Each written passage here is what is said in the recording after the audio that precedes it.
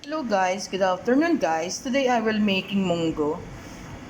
This is a base vegetable. This is a lentil grain, the munggo.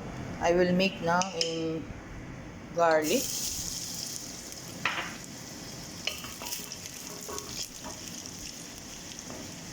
Make it brown the garlic.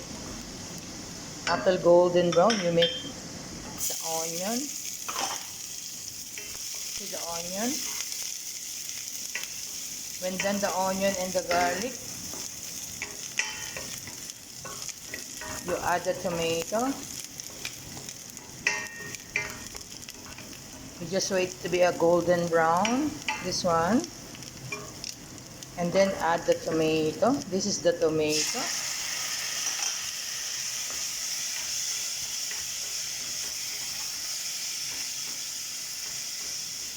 This is the tomato.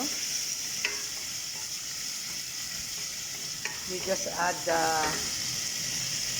salt. This is the salt. Just add the salt. You have taste. You need to taste it after done. So you must be how much the salt you control upon your taste. And this is the munggo. You just add the munggo.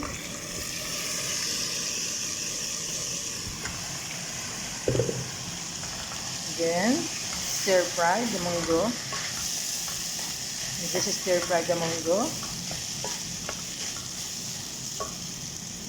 This is the munggo. Today I make it. This is how we make the lentil green.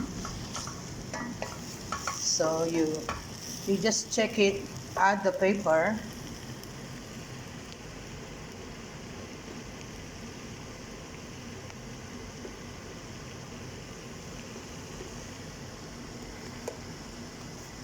This is the pepper. Just add only little to have nice taste.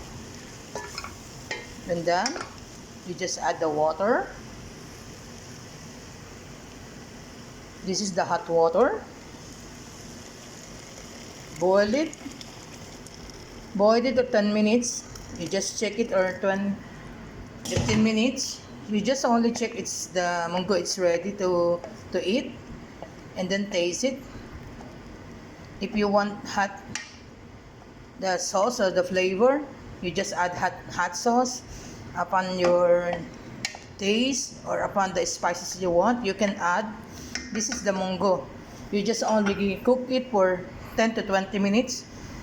You just only add all the spices you like, and then cook it for 20 minutes.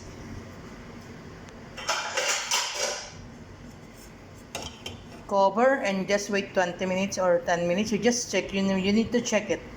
This you cover.